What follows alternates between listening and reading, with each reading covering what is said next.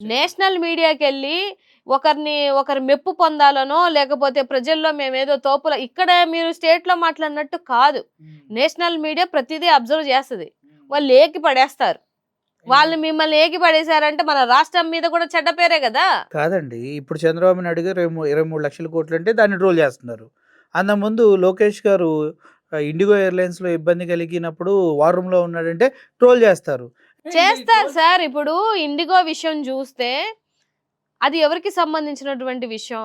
National national issue. అక్కడ national president ఉంటాడు. దానికి సంబంధించినటువంటి సెంట్రల్ నుంచి ఒక మినిస్ట్రీ ఉంది. దానికో మినిస్టర్‌నిచ్చారు. ఆయనెవరు? మన మినిస్టరే. మన ఉత్తరాంధ్రలో మీ ఉన్నటువంటి మీ మినిస్టరు. మినిస్టరేగా. రామ్మోహన్ నాయుడు గారు.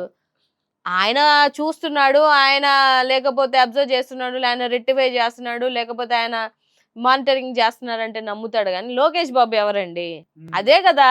నేషనల్ అర్నాబ్ మీడియా గోస్వామి అడిగింది అదే గూడా.